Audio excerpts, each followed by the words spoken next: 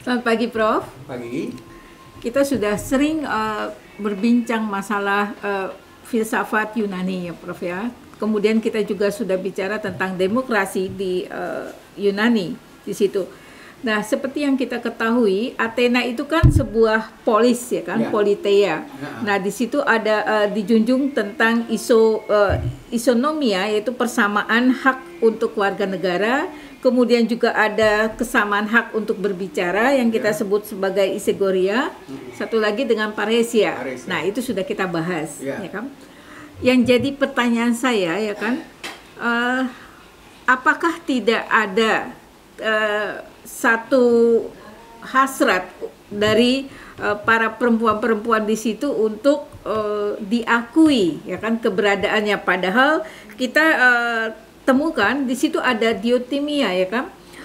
Diotima itu salah satu tokoh yang dianggap Plato itu sebagai orang yang bijak. Nah, itu dituliskan dalam Simposium. Begitu pula ada Aspasia. Aspasia ini orang yang sangat ulung dalam hal berbicara, dan akhirnya dia menjadi istrinya Perikles. Perikles itu kita tahu kan menjadi raja di Athena pada saat hukuman mati Socrates. Nah, satu lagi yang Hiparsia itu seorang filsuf bahkan dari kelompok sinis gitu. Nah, apakah ketiga orang ini tidak terpikir pada waktu itu untuk mempertanyakan ya kan, di mana sih gitu tempat perempuan? Kenapa tidak ada hak untuk bersuara dan segalanya itu, Prof? Ya, bagaimana, Prof? Sepertinya memang begini ya. Kalau kita coba pelajari bukan hanya misalnya tentang masalah perempuan ya, tapi berbagai macam bentuk kesadaran itu sebenarnya memang memiliki historia, sejarah perkembangannya. Memang agak aneh kalau kita pikir ya, kalau kita sekarang berpikirkan seperti itu, karena bukan hanya tadi tokoh-tokoh yang dibicarakan tadi, tapi juga pada masyarakat Yunani itu kan ada dewa-dewi ya, dewi Aphrodite yang katanya kecantikannya sekarang itu seperti para bintang-bintang itu gitu ya. Tapi masalahnya menurut saya begini, waktu itu sebenarnya permasalahan perbedaan antara gender dan laki-laki dan perempuan itu dianggap hal yang sifatnya alami gitu ya. Jadi belum ada misalnya kesadaran dari mereka untuk bisa apalagi menuntut misalnya ada model kesadaran antara yang sama, walaupun mereka mengatakan sebenarnya kita mempunyai hak gitu ya. Tapi itu mungkin mereka tidak sadar bahwa sebenarnya ada ketidakadilan di dalam laki-laki dan perempuan itu. Karena masalahnya kan begini. Jadi kalau kita katakan sekarang misalnya pada masa Yunani itu adalah era mulai munculnya kesadaran tentang azazi, tentang demokrasi, kebebasan berbicara. Tapi walaupun misalnya ada kebebasan berbicara, mengapa misalnya yang dikatakan filsuf perempuan tadi tidak bicara tentang haknya?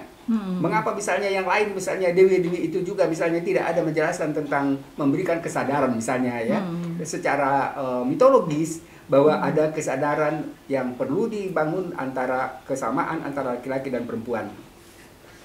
Perjalanan yang panjang sebenarnya baru muncul ya, apa yang disebut dengan gerakan akademis yang mencoba untuk memperjuangkan hak perempuan itu, dan itu berkembang di Amerika dan Eropa dan Amerika tentang apa yang disebut waktu itu dengan gerakan feminis ya.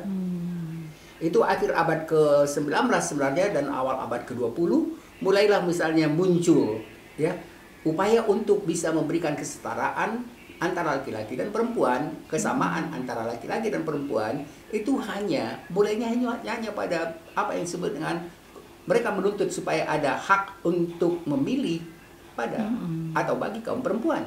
Jadi itu sebenarnya kalau kita lihat memang cukup panjang sekali rentang waktunya yang memungkinkan mulai dari masa Yunani sampai abad ke-19 ya.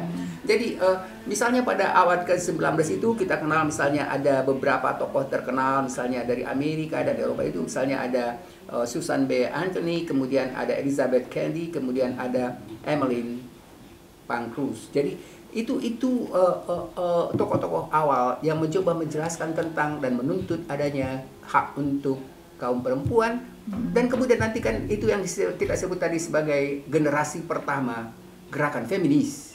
Generasi pertama itu memang fokus mereka itu pada permasalahan yang kita katakan tadi tentang hak untuk mendapatkan. Jadi misalnya apa disebut dengan memperjuangkan hak bagi perempuan untuk ikut memilih. Kemudian mulai ada tuntutan untuk kesadaran dan penghargaan hukum yang sama terhadap kaum perempuan. Dan yang berikutnya, sebenarnya semua gerakan-gerakan yang kita katakan tadi ya, termasuk misalnya yang ketiga itu tentang pekerjaan rumah tangga yang bersifat ganda bagi kaum perempuan, itu yang menjadi pembahasan pertama di dalam gerakan feminis pertama itu. Jadi kita lihat apa yang diupayakan oleh gerakan feminis pertama itu nanti baru mulai muncul lagi berkembang pada gerakan feminis yang kedua pada awal abad ke-20. Jadi intinya itu semua perlu proses sampai ke kesadaran itu ya Prof ya? Ya, sampai sekarang pun tadi kita sebelumnya juga sekarang inilah paling tidak itu misalnya kesadaran tentang hak azazi, hak demokrasi itu juga menjadi perdebatan malah di lingkungan masyarakat kita sekarang. Begitu misalnya kita ada kehebohan tentang pemilu. Jadi kesadaran di lingkungan kita pun tidak akan selalu sama. Baik Prof, menarik sekali.